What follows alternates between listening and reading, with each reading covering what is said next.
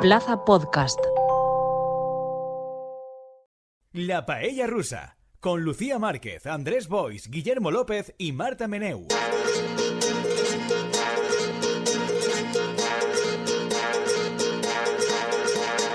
Yo creo que ahora pasamos a la recomendación cultural, que en la línea de Guillermo es un tema de rabiosa actualidad. Totalmente.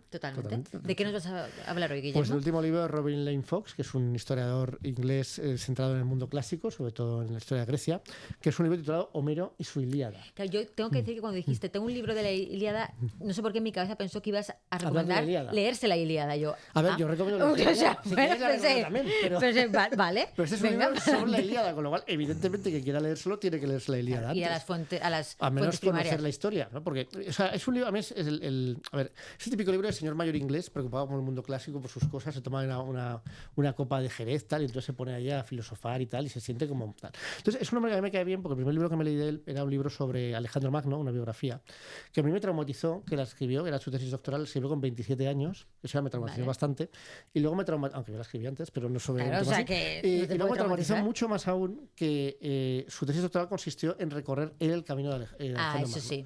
Y sobre eso, pues verás vivir. Mola. Hombre, claro que mola. Claro. Tú eso no lo hiciste. Guillermo. En el 2000 en la prensa no hice lo mismo. No. Esa mola mucho, ¿vale? Entonces, y el libro además está muy bien, es un pedazo de libro. Luego me leí otros dos libros suyos.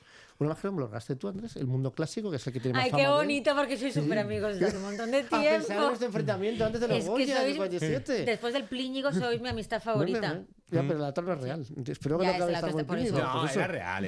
Bueno, sí, era real. Pero sigo creyendo en la amistad a lo largo del tiempo por vosotros. Bueno, creías en Ioni y mira, y al final. Así que igual el Plíñigo. Y luego tiene otro libro que es Héroes Viajeros, que ese no me gustó tanto, no sé, igual lo leí en una mala época, pero no me enganchó tanto.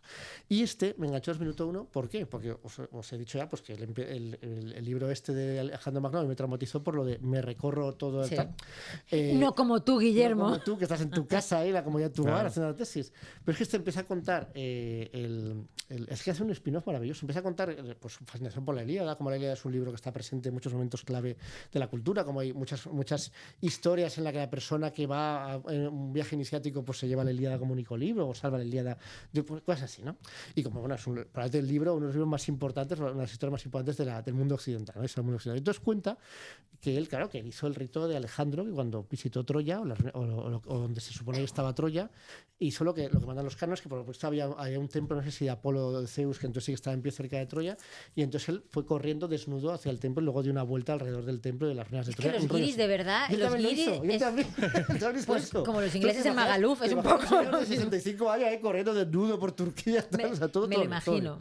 Y entonces pues te engancha. Con Aquiles y Hefestión, ¿no? Seguro que exacto. Seguro que no lleva protección solar. Patroclo. Hefestión es de Alejandro, ahí. Perdón, claro, sí. El amigo es precisamente homoerótico, en este caso es Patroclo, que es... Entonces, bueno, la Ilíada yo creo que todos nosotros estamos familiarizados, ¿no? La primera pregunta que él tiene que responder es preguntas sobre la Ilíada, ¿no? Y primero abarca las grandes dudas sobre la Ilíada. Primero, Homero era una persona, eran muchas, él dice que era sin duda una persona. La única excepción es el canto, o el libro 2 y el libro 10, que son dos libros que hay una parte del libro 2 que dice que según consenso pues son posteriores, son añadidos posteriores y son como más concesiones a la galería, sobre todo el libro 10, que es una especie de excursión nocturna de los griegos al campamento troyano y tal para robar y matar gente, y todo lo demás que lo ha hecho él. Y lo que más me llama la atención es, claro, la Ilíada cómo llega a nosotros, porque la Ilíada es una obra en verso cuya gracia es la entonación y la explicación en esa realidad de versos de toda la historia, y que el autor se supone que la declama ante el público, esa es tradición oral, pero al mismo tiempo le dice, es imposible que eso llegase a nosotros con tradición oral, porque no se habría sostenido, habría acabado desapareciendo o evolucionando. Entonces eso es una obra que él dicta a alguien. O sea, Don Homero. Sí, Don Homero dicta a alguien y él piensa que se la dicta a algún familiar, porque luego dice que hay como homeritas por ahí que son como descendientes de Homero, que son los que de alguna manera viven del cotarro de tener la copia esa de la Ilíada. Los derechos de declamar, ¿no? Claro, y con eso viven.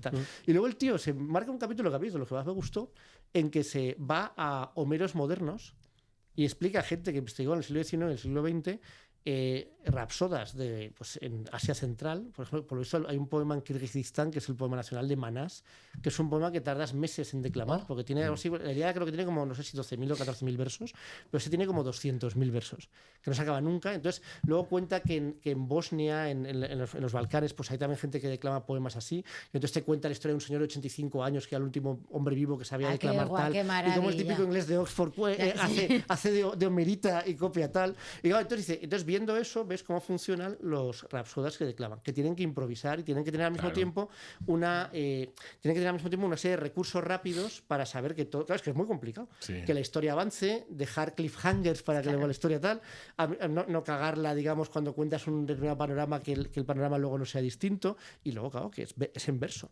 Y os dejo una cosa que a mí me dejó flipado, que es, yo no sé, esto ya creo que se raya mucho el hombre, pero recordemos que corrió desnudo alrededor de un templo, no sé, se puede rayar. Se lo puede permitir. Y entonces, lo que cuenta es que, claro, hay una gran duda sobre cuándo nace la Ilíada.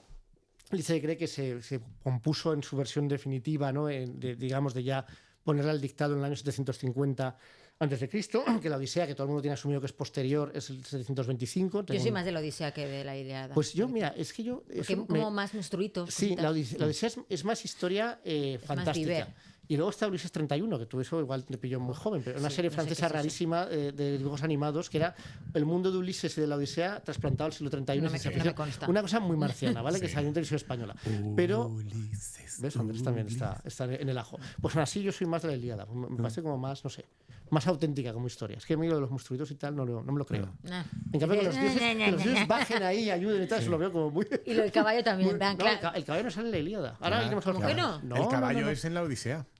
Sí. El caballo es el inicio de la Odisea. No es el inicio. No es el inicio. No es cuando cuenta cómo acaba y entonces...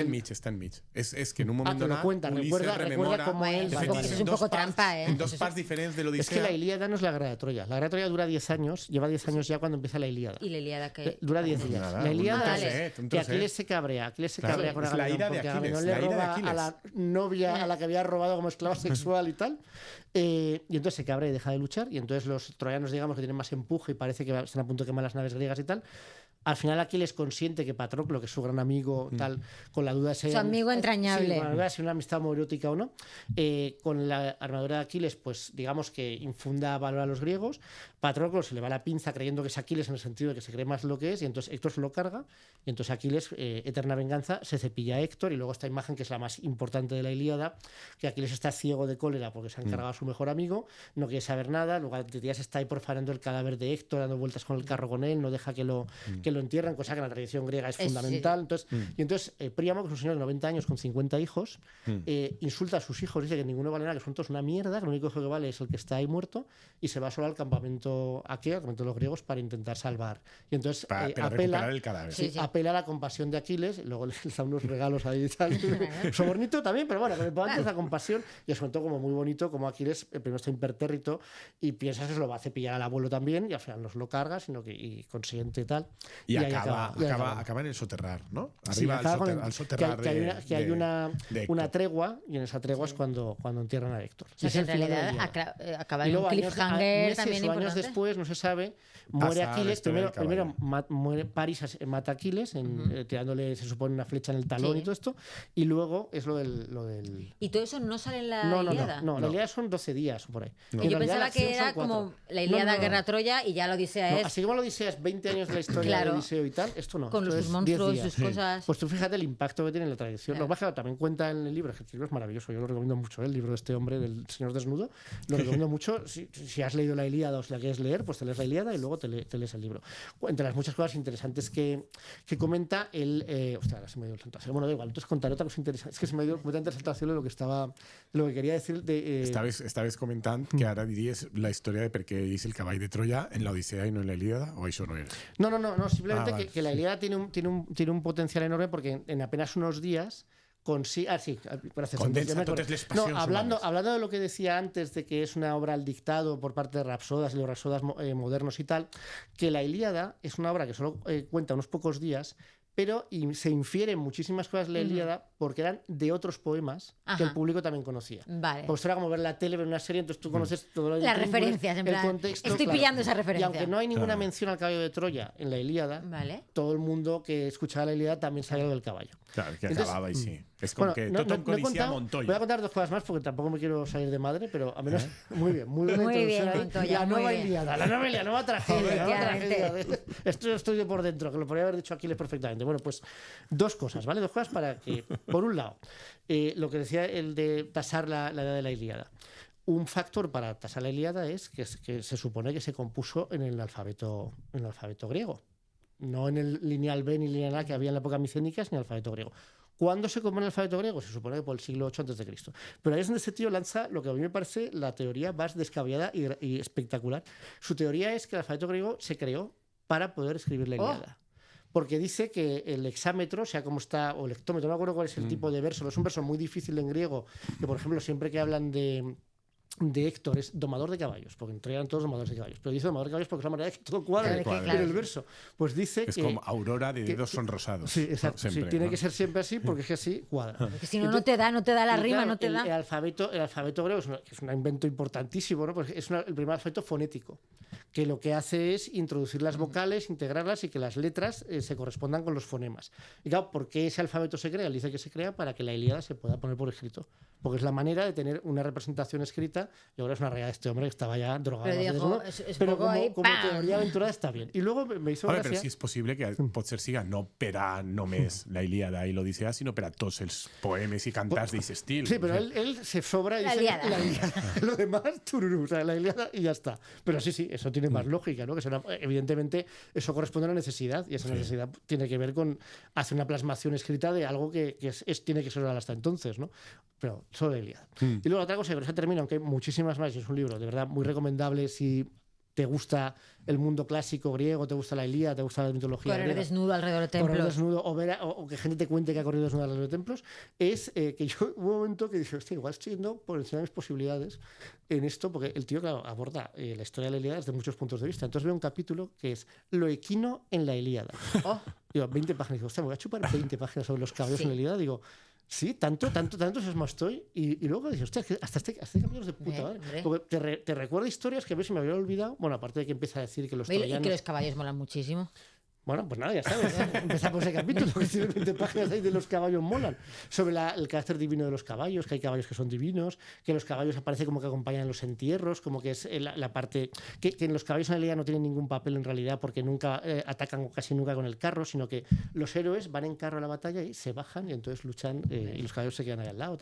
Muchas cosas, pero las que más me gustaron fue, por un lado, que hay más de 10 personajes de la Ilíada que empiezan por hipo, o sea, caballo algo, ¿vale? Que casi todos son troyanos, porque como una ciudad de domadores de caballos, pues tal. Y dice, claro, estos son nombres inventados por Homero, porque todo esto Troyano es una ciudad griega, con lo cual eso de que haya dioses griegos, mito griego y tal, en Troya no tiene ningún sentido, pero claro, se adapta para su público. Y luego que recorre una historia que, claro, no me acordaba, digo, hostia, los dioses griegos que son lo peor, que cuenta la historia de un caballo, hablando de la importancia de los caballos en el mundo griego, de un caballo dios que nace porque Demeter es perseguida por Poseidón, que se la quiere beneficiar, y entonces Demeter se transforma en yegua para huir de Poseidón, y Poseidón se transforma en semental, y como semental la posee.